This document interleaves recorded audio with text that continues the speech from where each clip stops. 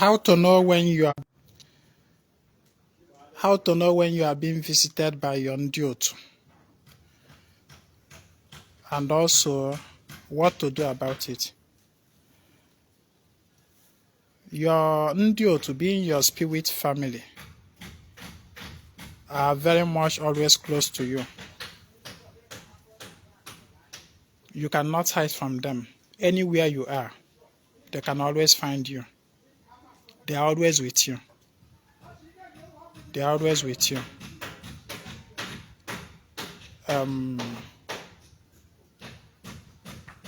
There are some signs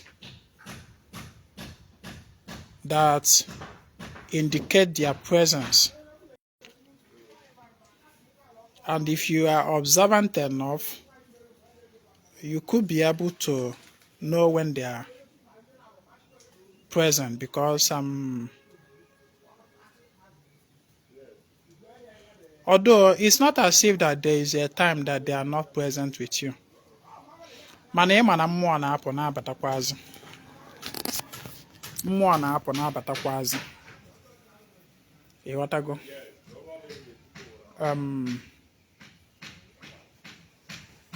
By their presence, I mean when they are communicating a message to you. Maka na ọ bụrụ oge ọbụla mmụọ nọ with you ka o nwere ihe dị special ọ chọrọ ịgwa gị.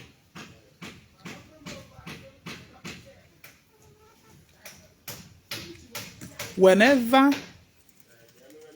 the presence of mmụọ around you is felt by you, there's a reason for that. Listen.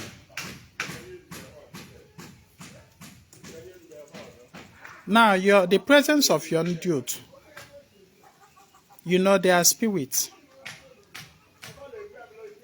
They are spirit, but then they manifest in subtle ways to let you know that Naha Anokwe.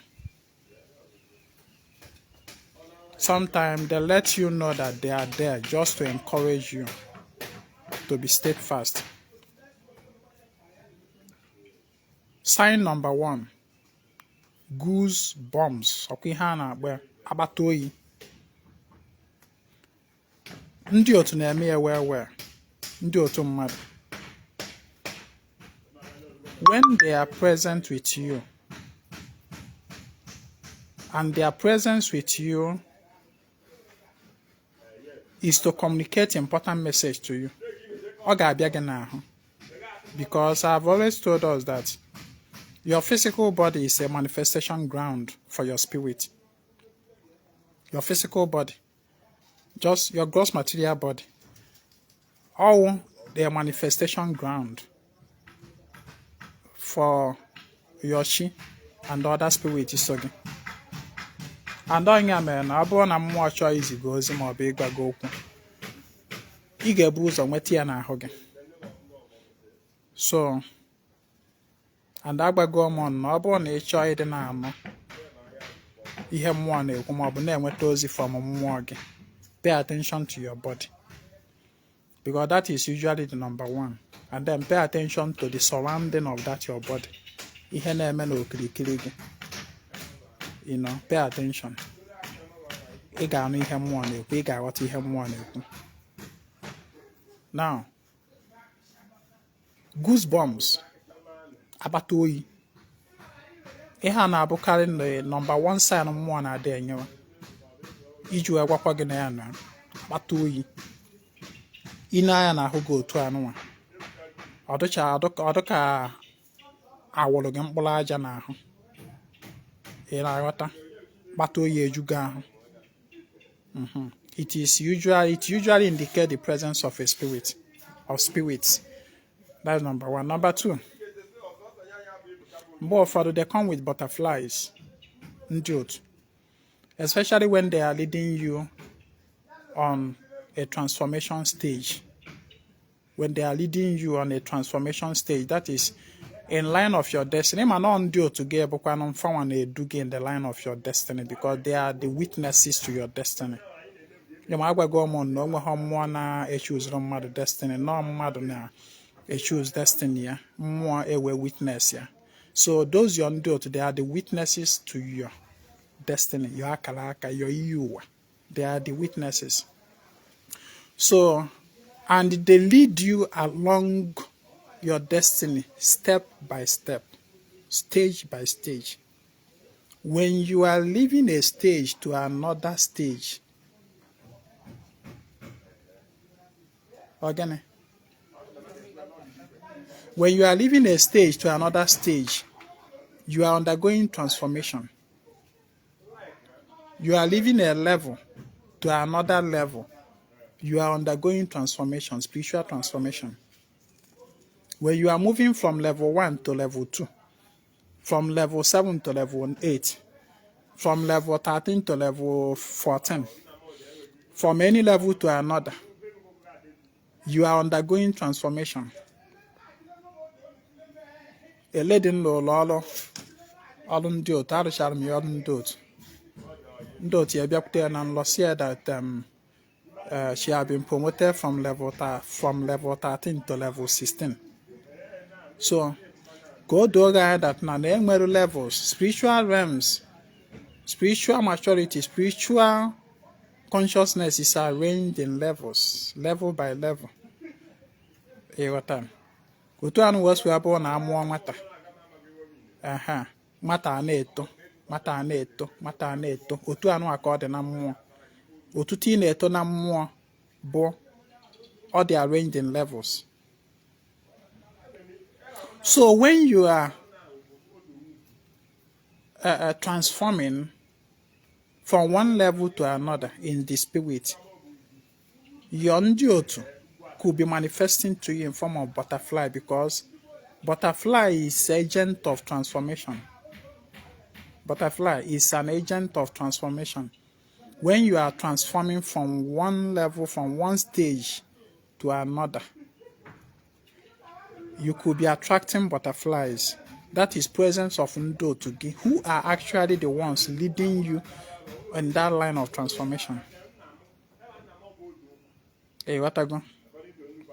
Without your Ndị Otu,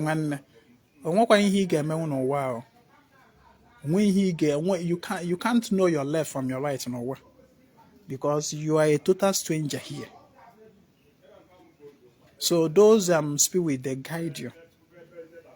They guide you because this is their home. The principle to was yaga.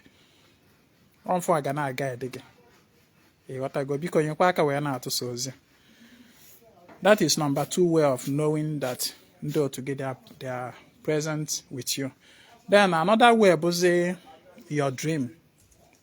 In your dream, one way, they often manifest as peer group, age grade, your friends. And we can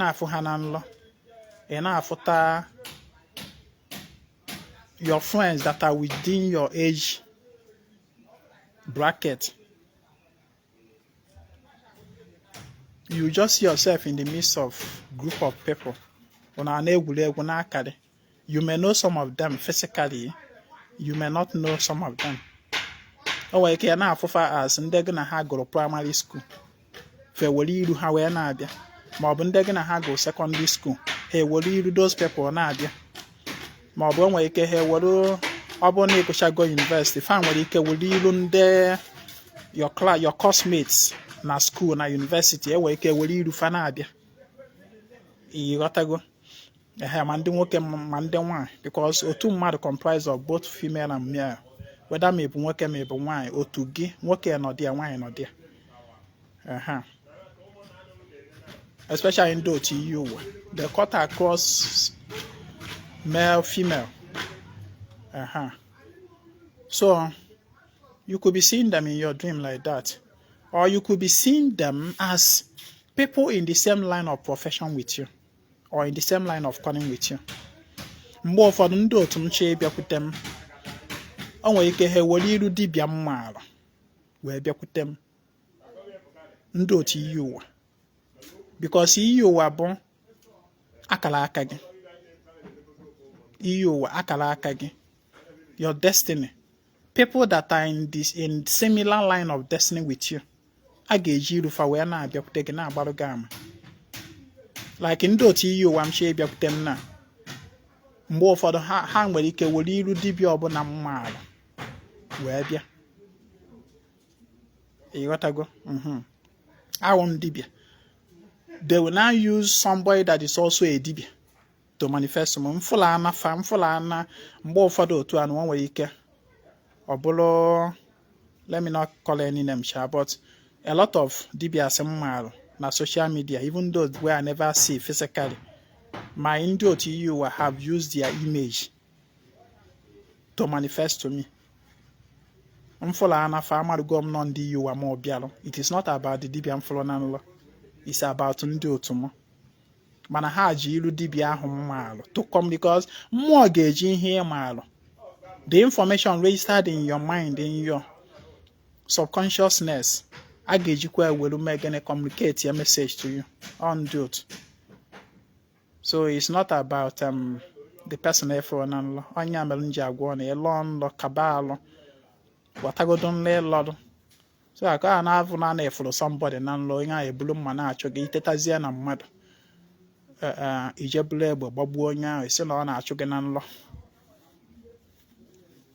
Ihe a bụ mmụọ gị na ha na-emekọ bụ ihe ifụrụ that thing, ọ bụrụ that person. Understand ozi eziri gị. Ịghọtago? So ndị iyi ụwa gị share manifest to you now.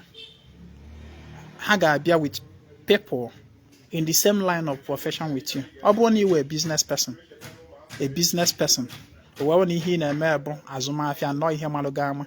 Ndị iyi ụwa Ndị Otu gị chee bịa, ha nwere ike bịa with the faces of ndị line gị, ndị gị na ha nọ na the same line of business, maọbụ ndị na-azụ afịa n'akafa, maọbụ ndị na-azụ gị afịa.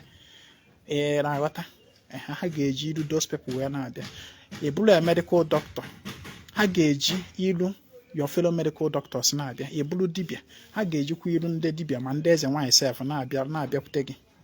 Ị bụrụkwanụ kele other profession, any profession at all ị nọ na ya, Ndị Otu ga na-eji ilu those people ịmaalụ wee na-abịakwute gị, ị na-afụ ha na nlọ. But the most popular one bụ ndị gị na-agụkọrọ akwụkwọ, ị na-afụ ha. Ụfọdụ ndị afụzie dịka nlọ anụ afa na-asị ha n'ọkwa setback, n'ọbụ ndachiga azụ, ọbụla ndachiga azụ. Why meji afụta onwe m ka m nọ with ndị mụ na ha gụchagoro akwụkwọ tete. Why meji? It is not ndachiga azụ. Ihe a bụ Ndị Otu gị na-agbalụ gị ama. Ha ji ilu ndị ịmarụ because these are your peer group. Ndị gị na ha mekọgoro ife, ndị nọ within your age bracket. So ewelu ha wee na-agbalụ gị ama. So that is another way ị ga-esi wee ma na ọ bụ Ndị Otu gị na-abịakwute gị. And which other way? Ekwugo maka butterfly, kwuo maka goosebump, kwuo maka ndị gị na ha mekọgoro ife. Okay, so these are some of the ways ị ga-esi wee ma na Ndị Otu gị na-abịa, na ha na-abịa gị nso, ma ọ na ha nọ within around you. So ọ bụrụ na ịfụ this kind of things, ihe ndị a ngosigoro na, kedu ihe ị ga-eme? Ọ na-adị mma mmadụ ịmụ anya ka azụ, mụrụ anya ka azụ. Mgbe ọ bụla ịfụrụ ịlọrụ nlọ wee nwee visitation of Ndị Otu gị, ọ bụrụ na chifo n'ụtụtụ i wee teta nnọọ wee cheta nlọ a na ịlọrụ nlọ, ọ dị nnọọ very vivid na Ndị Otu gị bịakwutere gị, ma ọ bụ na ị na-afụkarị butterfly around you, which indicates that you are undergoing transformation, spiritual transformation, being led by Ndị Otu gị. Ma ọ bụ na akpata oyi na-awụkarị gị, ịnọrọ otu a naanị gị nọ, akpata oyi eju gị ahụ. Ị bụrụ somebody dị sensitive na mmụọ, if you come in contact with mmụọ, ị ga-ama akpata oyi ga-ada gị. So whenever you experience any of this, malụ na mmụọ na communicate message to you. Mbolo gị cheta na ihe na-agba gị abụrụ ọkpa n'otu a ka Igbo si eme ya. Ana m ada agba ndị mmadụ na-abịakwute m that na enweghọ one universal way of doing anything. Because people will come and be asking me, Ezinwa, ihe dị otu a, kedu ka esi eme ya? Ihe dị otu a, kedu ka m esi eme ya? There is no way of doing anything that is specific. It is according to otu mmụọ gị si wee dị gị. Na mụ na-agba gị na gị si otu a wee mee bụ information from akpa agwụ m ka m na-enye gị. Anọ m enye gị na ọ bụ otu a ka mmadụ niile si eme ya. Ihe abụ ma m ya bụ ọ bụrụ na ọmụmụ na otu a ka m esi eme ya. And chetakwa na Ezinwa agbara gị na ọ bụrụ nya na otu a ka ọ esi eme ife a. Does not mean na otu anụ a ka m si wee mee yesterday, na otu a ka m si wee na-eme ya today, and na otu a ka m mesikwa wee mee tomorrow. It does not mean no. Maka na Ezinwa is always evolving. I am always evolving. O nwere ike mgbe kịta anụ a no na echi ime ife anụ a na otu a ka ị ga-esi wee mee na ọ bụrụ na ọmụ na otu a ka m esi wee mee agbacha gị taa i wee bịa echi ị bịakwute the same Ezinwa fụkwazi Ezinwa ka ọ na-eme that same thing ọ gbara gị in another way, in another form. O nwere ike si na Ezinwa agwara ya gị, Ezinwa why na ịkụziri m this pattern? Ekuzi ọrụ gị ya because of what? Ihe anụnwa bụ akpa agwụ m. Nke ahụ nkụziri gị bụ nke ahụ mma asa that time ejụrụ m ya. The level based on the information mma mgbe ahụ m gbara gị. But now I have evolved. Every day she fọrọ n'igwe, Ezinwa evolve into a different person. Ghọta ihe na-agba gị. So ngịnwa ka ọ dịrị kabal fọ na ị na-asaachị akpa agwụ gị every day. Onye ọbụla nwere agwụ. Onye ọbụla nwere information center, database. Imeru. Saachị akpa agwụ gị and ihe ọbụla ị saachị na akpa agwụ gị saachị ta wee mee. Ị ya akafu ife ya. Dan nke onye ọzọ nwetara from akpa agwụ ya wee nye gị. Maka na gị na onye ahụ abụrụ ofu. Onye mere mgbe ụfọdụ people ndị mmadụ jụọ m how should I now do this? Nsị ana m amahọ. You know, it's not as if na m enwere ike ịgba gị mgbasi otu anụ a mee ma ọsị otu a wee mee mana ihe nji agwa gị na m amahọ bụ ka ị jee jụọ chi gị, ka ị jee jụọ akpa agwụ gị, go into akpa agwụ gị, search. Maka na ị nwere agwụ. You have mind that thinks. Go and think. Searching your akpa agwụ begin with thinking. Think. Searching about will begin with your thinking. Think. This situation, when I'm there, even in comment sections. In both of them, when I throw it back at the person. If you were the one, what as a thinking human being, what is your mind telling you is the answer to this your question? Oh, I just if you're assuming that Ezinwa is not here to answer this your question, assuming there's nobody that is available to answer this your question, what will your mind tell you is the solution or what to do about this problem you are asking me now? Think. Once you think, you will definitely come up with a solution. Even if the solution is not perfect, your mind is going to get something. So people should learn to research their spirit, beginning from their thinking. Think. And you got the ability to think, not for you to be lazy. To escape laziness, begin with thinking. Makana, onye na-agbanya kuziere gị ka esi eme ife a. Nwanne, ọ naghị ekuzi, si ọdịnala Igbo ọ dụrụ ka Christian Bible, ọ dụrụ ka akwụkwọ ndị Catholic Church, o nwere mgbamgba akwụkwọ anụ ndị fada na-ade use. N'enu ọta wele aka maasị. Ife niile dị detailed in that akwụkwọ. Otu fada ya esi wee ka Sunday mass, otu o ya esi wee ka maasị akwamozu, otu o ya esi wee ka weekday mass, otu o ya esi wee ka mass ma ọ bụrụ na a na-agba akwụkwọ, otu o ya ihe niile dị written already. Ife dori ya bụ gịnị? Nke ọ bụla ọ ga-eme ọ sape akwụkwọ ebe ederie o mewe ya. Mana ọdịnala adịla otu ahụ. So you are not asking Ezinwa, how should I do this? As if no one will ever do somewhere. No, Ezinwa jezie dia go potazie we bag. And when how ebe do anything? If I myself can search my abawu and come up with something and tell you, do this, you yourself can still search your own abawu and come up with something of how to do something. My teaching always aim at liberating people, but liberation I know how to do is to accept. Liberating people. Liberating a slave on how it is because that slave is already too comfortable being a slave. You can imagine when you are now being too comfortable, being helped by people. People help you to think. People help to give you solution. You see people to lean on for support. You are always being pampered.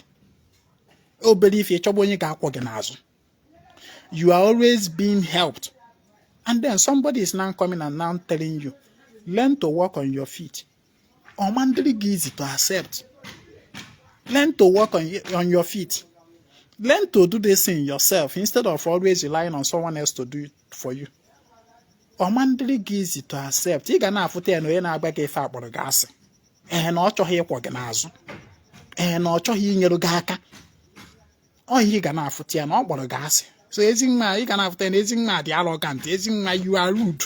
These are the languages you can use because of what Ezinwa is trying to make you to stand gidigba on your 2 feet and then walk the path of your destiny by yourself. That is what I do. And so many people, I am being wicked because they are used to relying on people. Their idea about if or the nana bogene, somebody should always be there to tell me what to do. Dibia should always be there to help out. Dibia, somebody should always be there to tell me exactly what to do and everything will be okay. But it is not so. It is not so. If a Dibia can search his abawu or her abawu and come up with something and tell you, do this, I want you to also understand that now your abawu also contains information. The information that our will get contained will work more for you and the better for you than another person in our where we're nyegi. So when you see people saying that Ezinwa you are rude, you are harsh, you are this and that, that is actually what they mean. That Ezinwa is asking them to stand on their 2 feet and walk the path of their destiny by themselves instead of always being carried at the back of another person. Instead of always being pampered. The problem with people is that they don't want to think. They don't want to take responsibilities. That is laziness. You got them.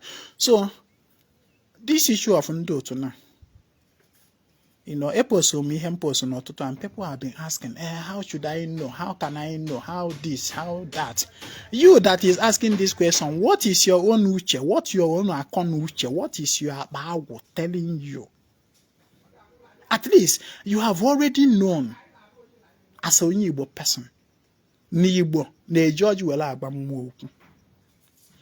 As a Igbo, you have already known n'Igbo na-eji nzu wela agba mmụọ okwu. These are foundational knowledge.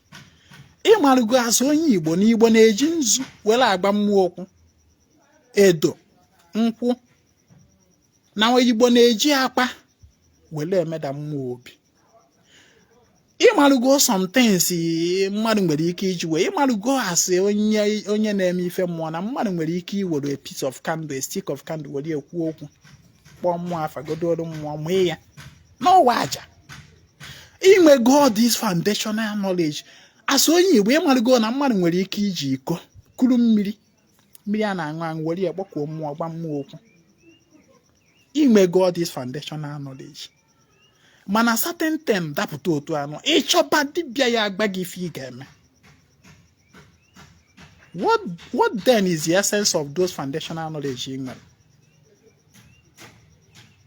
If you keep depending on somebody else telling you what to do, you can never be free and you can never grow.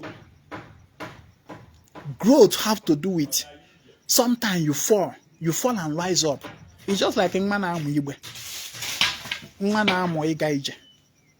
Mgbe ụfọdụ otu anụ ọ ga-aga ọ dakwa ome gị n'okwu n'ikpa, ọ gawakwa ọ nọketakwa ome ka ọ ya agba ọsọ ọ daa.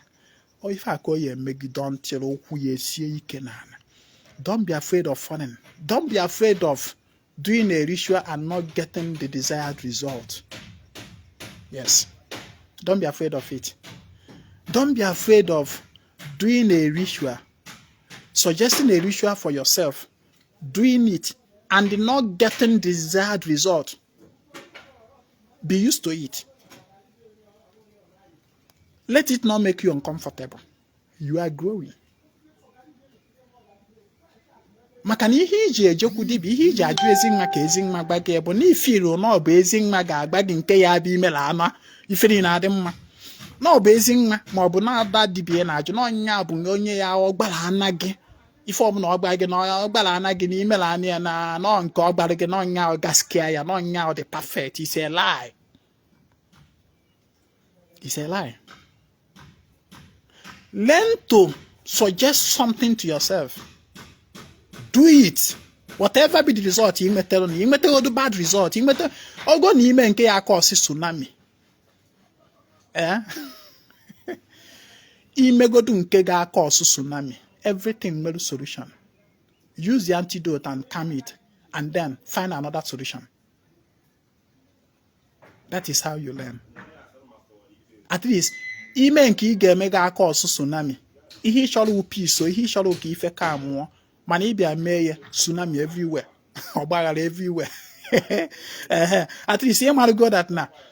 Only go get the knowledge that now during this time we cause our barrel. You will go knowledge in cow, cheaper na bag. You will show you okay.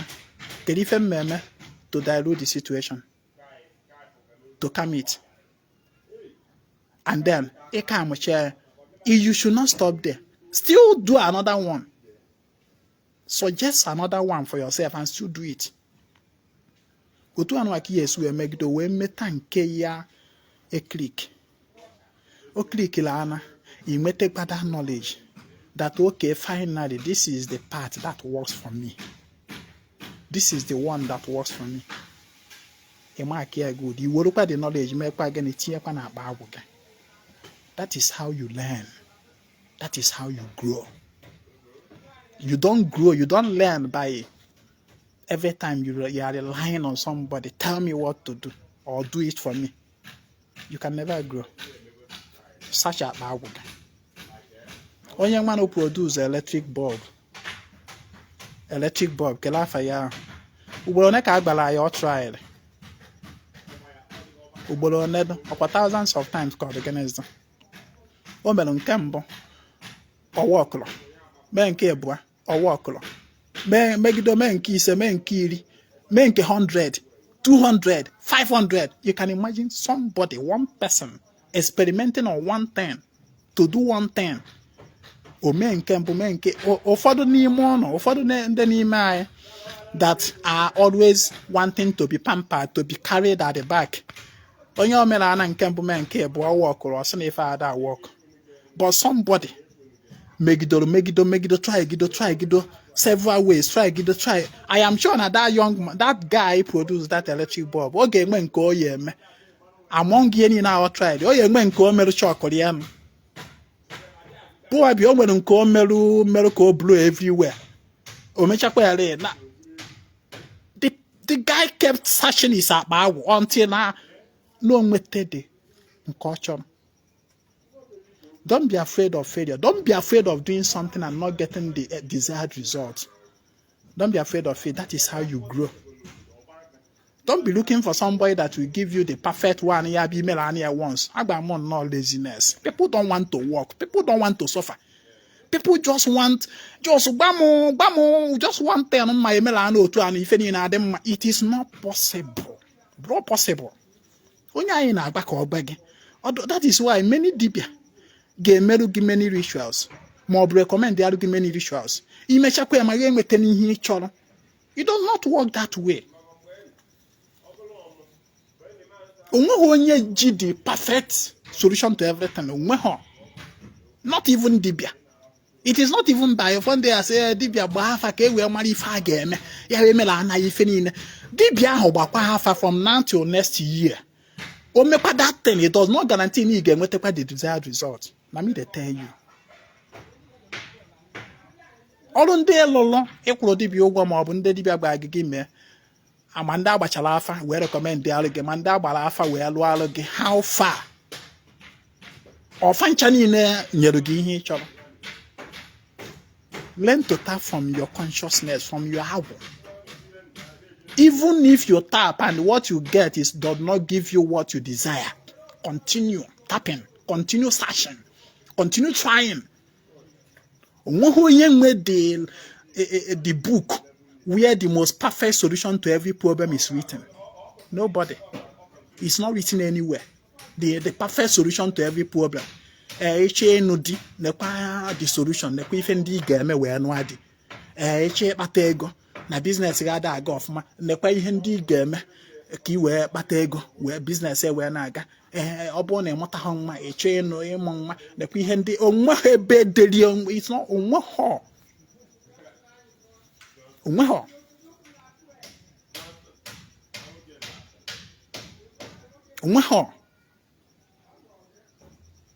ịghọta ihe na-ekwu sacha akpa agwụ gị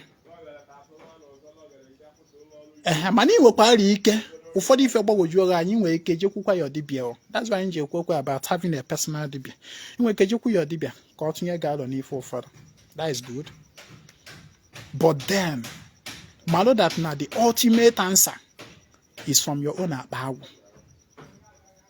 Dibia nwere ike gba gị ife ị ga-eme ije ime that thing chi gị agwụ gị ndị otu gị enyekwa gị more deeper understanding of ihe a dibia gba gị mee si gị tinyekwuo more this time ma ọ bụ nke ọ gba gị tinye wopịa iweta tinye another one. Dibia nwere ike si gị gbasịa gị ife ị ga-eme ije ime that thing mmụọ gị agba gị dibia gosiri gị ụzọ ife ise so te na ọ gụrụ gị biko etinye ya nke ọzọ mmụọ gị na mmụọ ga na-agbazi nke ahụ. Mmụọ gas you just see your spirit reject this particular one dibia say gị tinye ịma ntinyezi iwepịa. Mmụọ gasị gị na nke niile ebe ni dibia ya ekwute ọkwa maka dawa anọ. Mmụọ gasị gị jee na nke niile ebe ni weta etinye. That is communication between a human being with his spirit. Onya bụ na mmụọ gị na-agba gị okwu and ọ bụ until ni train mmụọ gị ewe mụrụ anya iwe mụrụ anya ka azụ back ya na wee ma ihe mmụọ na-agba gị. If not, you will always be dependent on another person so that ọ bụrụ na that thing work or you blame that person. The reason people so much want to depend on their fellow human being is that ọ bụrụ na work so that they would see where to shift the blame to. Or work Ezinwa if Ezinwa gba mụ work the blame agaala Ezinwa. Dibia mgbafọ ife dibia mgbafọ se mụ mee ọwọkụlọ ma ọ bụ ife dibia mgbafọ meelu mụ ọwọkụlọ. You are shifting blame.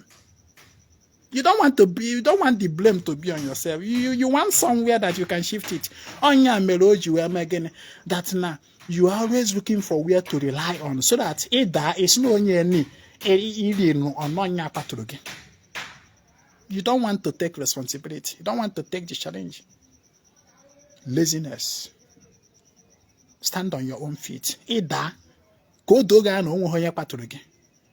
Nọ nke kpatụrụ onwe gị dị afọ ikurikpa. Maka na ọ bụrụ na ịda bụrụ n'obi na onye na-ekpatụrụ m Ezinwa akpatụrụ m, you remain there. Ị ga-anọ there ebe ahụ ị dara. You go there waiting for Ezinwa to come and rise you. Mana ọ bụrụ na iji kwụrụ n'ụkwụ gị na-abụ wee na-azọ ya bụ njem ịda odoge anya na onwe onye kpatụrụ gị.